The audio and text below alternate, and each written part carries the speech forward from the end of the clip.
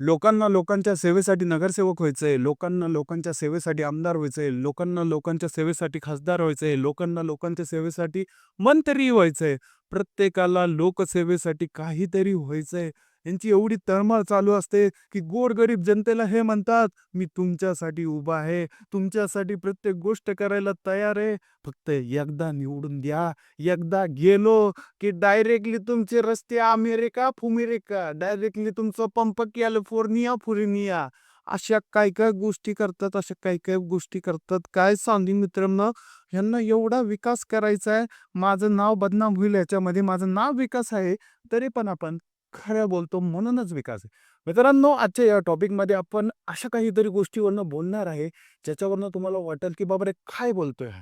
यामध्ये जर इलेक्शनचं वातावरण तापलेलं आहे, त्याच्यामध्ये नगरसेवकाचं इलेक्शन असेल ते तर आता जोरात आहे मित्रांनो आणि ह्याच्यामध्ये कलाकृती करणारे लोक आपल्याला दिसून आले. आपण बघितलंच असेल मित्रांनो काय-काय झालं. मित्रांनो, छात्या बडवून घेतल्या यांनी अक्षरशः एका पक्षाच्या तिकिटासाठी. डोकं बडवून घेतलं एका पक्षाच्या तिकिटासाठी. लोकांनी ठिय्या मांडला रस्त्यावरती एका पक्षाच्या तिकिटासाठी. एवढंच नव्हे मित्रांनो, ए-बी फॉर्म बळवले गेले हे एका पक्षाच्या तिकिटासाठी. एवढं काय-काय गोष्टी ह्यांनी केलं, ते फक्त एका पक्षाच्या तिकिटासाठी. मित्रांनो, मला आश्चर्य या गोष्टीचं वाटतं, की पार लोकांनी, बायांनी डोकं बडवून घेतलं, रडल्या, कोसळल्या, पडल्या. एवढं लोकांच्या मनामध्ये समाजसेवेचा भाव कसा निर्माण झाला मला आजपर्यंत कळलं नाही. मित्रांनो, एक लक्षात ठेवा, जर 8 दिवस मी कंटिन्यू काम केलं, तर मला आहे ना 2 दिवस आहे ना ऐशोआरामाने जगू वाटतं, झोपू वाटतं, इकडे-तिकडे जाऊ वाटतं. परंतु 24 तास हे जे पॉलिटिशियन्स असतात, ह्यांना काम करावं लागतं गोरगरिबांसाठी. ह्यांची एवढी आवड कशी निर्माण झाली या नगरसेवकांची, या आमदारांची, या खासदारांची, मला हे आजपर्यंत समजलं नाही. ह्यांच्या मागं काय आहे असं? ह्यांना कशाची आवड लागली, की ह्यांना ते पद पाहिजे? आणि याच्यामध्ये सुशिक्षित व्यक्तींपासून ते अशिक्षित व्यक्ती असतील आणि याच्यात मध्ये मित्रांनो श्रीमंतातला श्रीमंत, गरिबातला गरीब हा इलेक्शनला थांबतो, निवडून यायचा प्रयत्न करतो. जे येतात ते अजून श्रीमंत होतात आणि हे कसे होतात हे पण मला आजपर्यंत कळलं नाही. मित्रांनो, जे इलेक्शनचं वातावरण आहे, प्रत्येकाला नगरसेवक व्हायचंय, आमदार व्हायचंय, खासदार व्हायचंय. मला हे समजत नाही समाजसेवेमध्ये ठेवलंय काय? समाजसेवा लोकांना का करायची? आज तुम्ही विचार करा मित्रांनो, ही लॅविश लाईफस्टाईल जी जगतोय आपण, ज्या पण गोष्टी असतील मित्रांनो, प्रत्येकाला एन्जॉय करायचंय, फिरायचंय, खायचंय, हिंडायचंय. परंतु आपल्या समाजातल्या लोकांना समाजसेवा कशी करायची मला हे आजपर्यंत समजलं नाहीये. काय असं ठेवलेलं असतं समाजसेवेमध्ये? तर याचं एकच उदाहरण आहे भ्रष्टाचार. मित्रांनो, हे जे भ्रष्टाचार असतात ना, ते पालिकेच्या गल्लोगल्लीपासून ते दिल्लीपर्यंत हे भ्रष्टाचार चालतात. सगळीकडे पैसे प्रोव्हाईड केले जातात. रस्ते, डांबरीकरण, 1-1, 1.5-1.5 किलोमीटरचा रस्ता बनवायला देखील 70-70, 80-80 लाख रुपये खर्च होतात. त्यापेक्षा जास्त पैसे खर्च होतात मित्रांनो. एवढंच नव्हे, पाण्याच्या पाईपलाईनपासून ते फुटपाथपर्यंत, स्ट्रीट लाईटपर्यंत, स्ट्रीट लाईटवरती बसवलेला जो बल्ब असतो ना, त्याचे देखील पैसे खाल्ले जातात. 5 वर्षातनं एकदा काम करायचं, लोकांना दाखवून द्यायचं आणि हे जे सगळा पैसा असतो, हा सगळा पैसा मॅनेज कसा होतो? तो ह्या लोकांथ्रू. मित्रांनो, आपण सर्वसामान्य लोकं जे टॅक्स भरतात, जे टॅक्स पे करतात, तो सेंट्रल गव्हर्नमेंटला जातो. तो सगळ्या डिवाइड होतो आणि ह्या सगळ्या ज्या पण स्टेट्स आहेत त्यांना तो रिटर्न जातो आणि रिटर्न गेल्यावरती सगळ्या लोकांची तिथं सुविधा केली जाते आणि ह्यामध्ये सगळीकडं जे बजेट असतं ते डिस्ट्रीब्यूट केलं जातं आणि सर्व शेवटपर्यंत ह्या लोकांना भेटतात.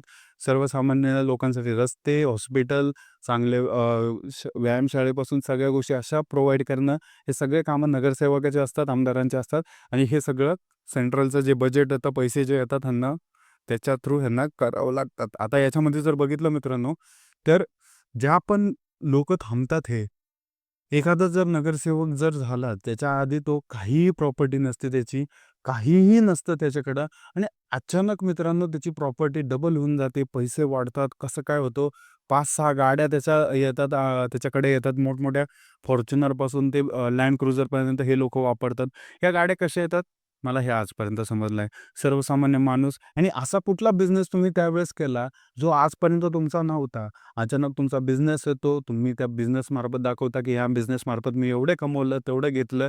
मग आत्तापर्यंत तो बिझनेस तुमचा चालला का नाही? आजच तुम्ही नगरसेवक झाला तर तुमचा बिझनेस चालला.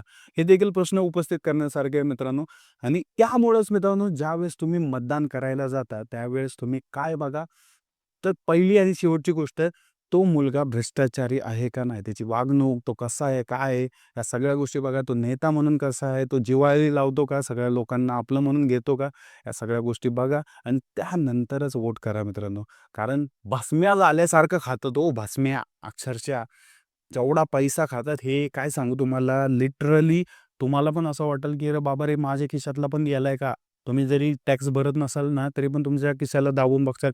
माझ्या खिशातले पण पैसे खाल्ले का? एवढा पैसा हे लोकं खातात. म्हणूनच मतदान करताना एक लक्षात ठेवा, जो नेता आहे त्याची गुन्हेगारी पार्श्वभूमी आहे का? जो नेता आहे तो व्यवस्थितरित्या समाजामध्ये रिप्रेझेंट करतोय का? जो नेता आपलं काम करतोय का? आणि तो भ्रष्टाचारी नाहीये, त्याची प्रॉपर्टी, त्याचे ॲसेट्स एवढे वाढले नाहीयेत, की जे अक्षरशः डोळ्यावरती येतील. या गोष्टी बघूनच मतदान करा आणि त्या गोष्टीवरूनच मित्रांनो अक्षरशः तुम्हाला एक चांगला नेता, चांगलं नेतृत्व या सगळ्या गोष्टी भेटतील. नाहीतर ज्या आजपर्यंत चालत आलेल्या पिढ्या आहेत, ज्या आजपर्यंत चाललेल्या प्रॉब्लेम आहेत, तेच प्रॉब्लेम तुम्हाला वर्षानुवर्ष पुढे भेटत राहतील आणि याच्यामध्ये वाजवा टाळ्या आणि शिजवा नळ्या अशी परिस्थिती होईल. म्हणून मतदान करताना सर्वसामान्य मुलाला करा, जो की प्रॉब्लेम सॉल्व्ह करू शकतो. सुशिक्षित मुलांना करा, जे की आहे ना समाजामध्ये प्रॉपर त्यांना नॉलेज आहे प्रत्येक गोष्टीचं. अशा लोकांना मतदान करा. त्यावेळेसच जाऊन आपला एरिया डेव्हलप होईल, आपले लोकं डेव्हलप होईल. नाहीतर पांडुरंग हरी, वासुदेव हरी, हे पैसे खातील, मोठे होतील, मोठमोठ्या गाड्या घेतील आणि तुम्ही बसा मग यांच्या. साहेब आले, साहेब गेले, साहेब आले, साहेब गेले. पाचशा पुसायचे काम. व्हिडिओ आवडला असेल तर नक्की लाईक करा, सबस्क्राईब करा. व्हिडिओ पुढच्या व्हिडिओमध्ये. जय हिंद, जय महाराष्ट्र.